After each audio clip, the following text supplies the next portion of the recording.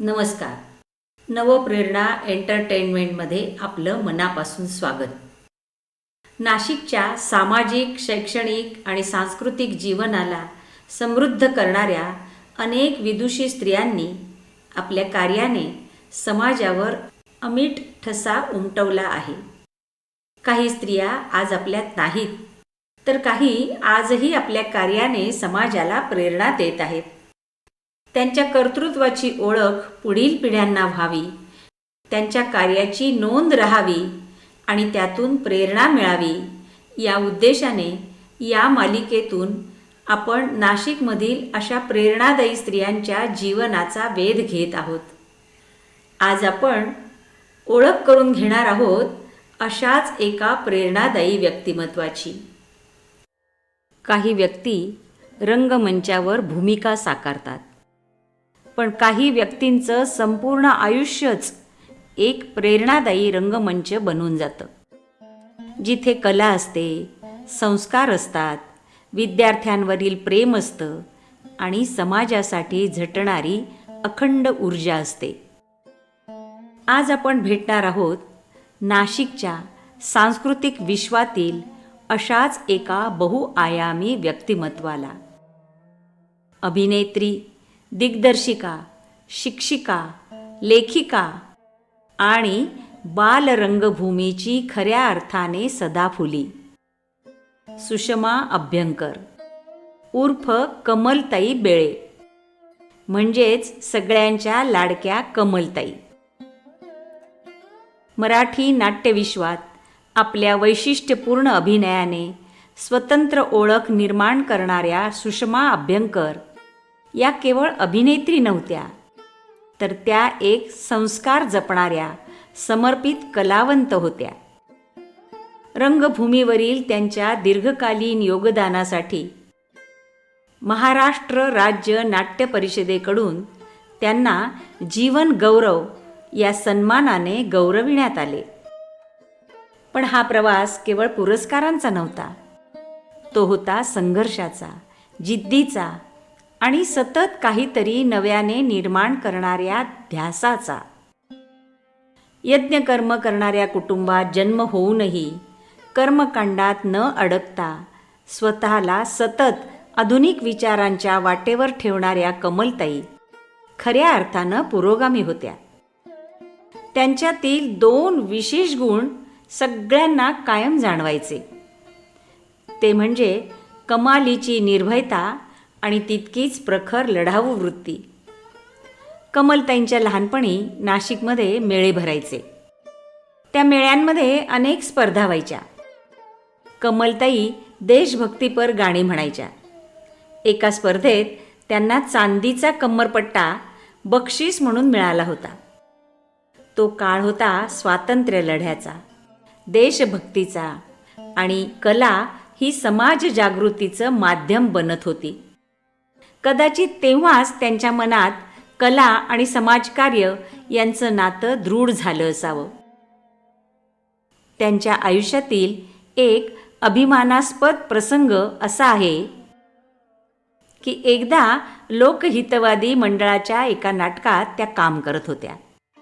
रविवार कारंजाजवळील पेठे हायस्कूलमध्ये तालिमी सुरू होत्या आणि त्या दिवशी ती तालीम पाहण्यासाठी आले होते मराठी रंगभूमीचे अजरामर व्यक्तिमत्व बालगंधर्व.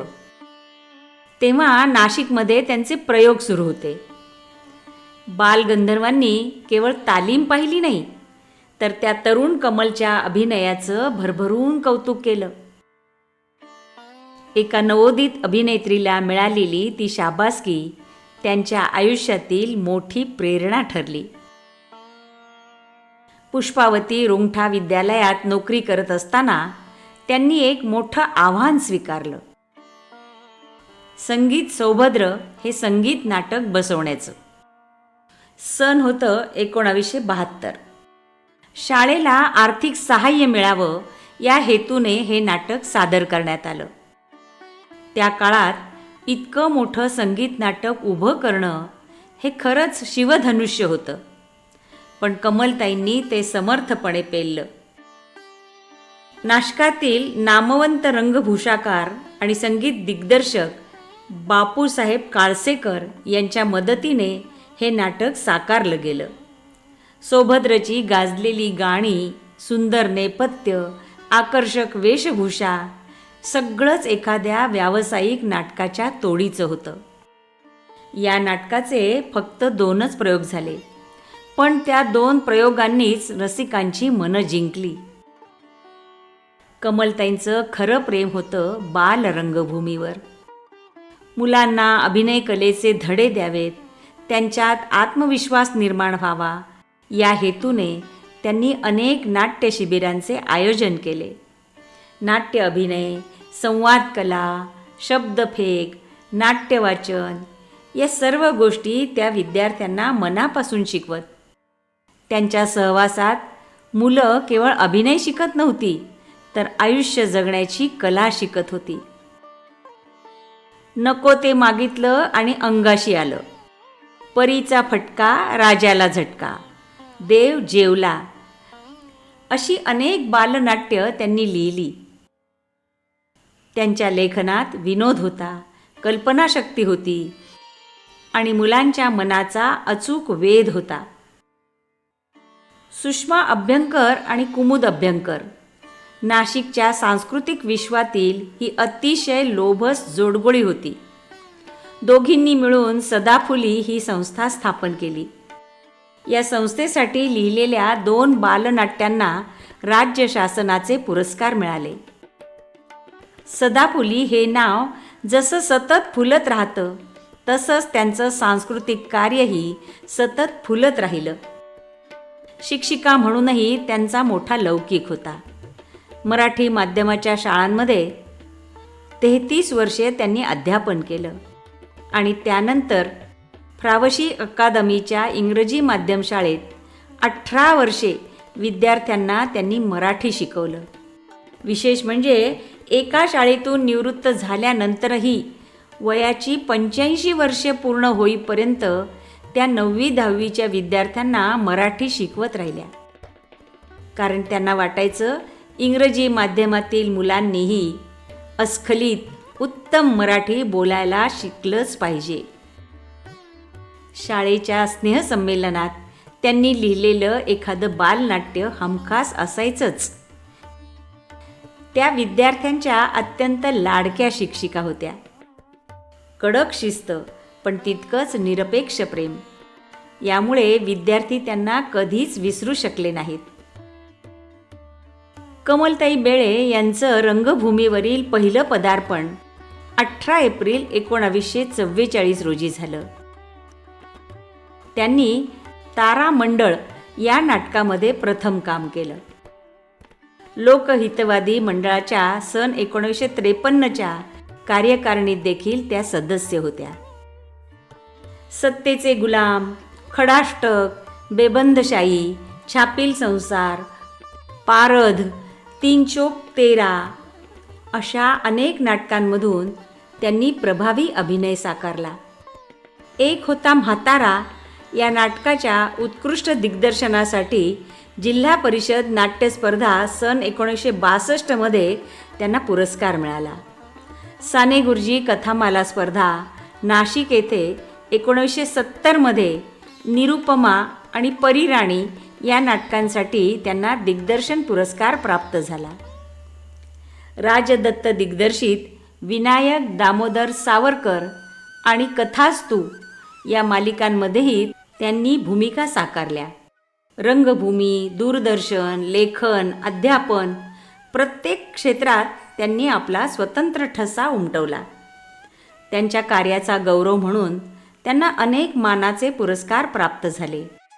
आदर्श शिक्षक पुरस्कार, लायन्स क्लबचा सर्वोत्तम शिक्षक पुरस्कार, रोटरी क्लबचा अक्षरबाग पुरस्कार, तसंच मराठी वाङ्मय निर्मिती राज्य पुरस्कार, बाल एकांकिका लेखन पुरस्कार, लक्ष्मीबाई टिळक बाल साहित्य पुरस्कार अशा असंख्य सन्मानांनी त्यांना गौरविण्यात आलं. सन 1980 अखिल भारतीय नाट्य परिषद मुंबई यांच्या वतीने त्यांना मुंबई सर्वोत्कृष्ट स्त्री कलावंत पुरस्कार मिळाला. वय वाढलं पण त्यांची जिज्ञासा कधीच वृद्ध झाली नाही.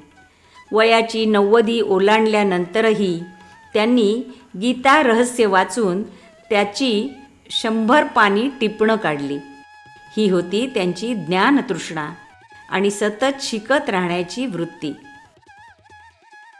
8 नोव्हेंबर 1915 रोजी सोलापूर येथे भरलेल्या मराठी बालनाट्य संमेलनात बालरंगभूमीसाठी केलेल्या उल्लेखनीय कार्याबद्दल त्यांचा विशेष सन्मान करण्यात आला. हा सन्मान माननीय सुशीलकुमारजी शिंदे यांच्या हस्ते प्रदान करण्यात आला. नाटक आणि बालनाट्य या विषयावर त्यांची तब्बल 18 पुस्तके प्रकाशित झाली आहेत. गावकरी, देशदूत, लोकमत, सकाळ यासारख्या वर्तमानपत्रांमधून त्यांनी सातत्यानं लेखन केलं. त्यांचं संपूर्ण आयुष्य म्हणजे कलेवर प्रेम करणाऱ्या, विद्यार्थ्यांना घडवणाऱ्या आणि संस्कृती जपणाऱ्या एका व्यक्तिमत्वाचा प्रेरणादायी प्रवास. सुषमा अभ्यंकर म्हणजेच कमलताई एक अभिनेत्री, एक लेखिका, एक दिग्दर्शिका, एक शिक्षिका आणि त्याहून महत्त्वाचं म्हणजे अनेक पिढ्यांना संस्कार देणारी एक सांस्कृतिक विद्यापीठ. नाशिकच्या सांस्कृतिक उन्नतीमध्ये त्यांचं योगदान सदैव स्मरणात राहील. त्यांच्या कर्तृत्वाला, त्यांच्या जिद्दीला आणि त्यांच्या अखंड सांस्कृतिक सेवेला आदरपूर्वक नमन. पुढील भागात भेटूया अशाच एका विदुषीला. धन्यवाद. या होत्या महाराष्ट्राच्या सामाजिक, राजकीय आणि सांस्कृतिक क्षेत्रात आपली छाप सोडणाऱ्या नाशिकच्या प्रभावी स्त्रिया, अर्थात नाशिकच्या विदुषी. मूळ लेखिका डॉक्टर विद्या केशव चिटको. निर्मिती नवप्रेरणा एंटरटेनमेंट. मराठी भाषांतर आणि वाचक स्वर ॲडव्होकेट प्रेरणा देशपांडे. मित्रांनो, असेच नवनवीन व्हिडिओ ऐकण्यासाठी, बघण्यासाठी आपण माझ्या नवप्रेरणा एंटरटेनमेंट या यूट्यूब चॅनलला सबस्क्राईब करा, लाईक करा आणि शेअर करा. तुमची ही छोटीशी कृती मला खूप आनंद देते आणि नवनवीन व्हिडिओ बनवण्याची प्रेरणा देते. धन्यवाद.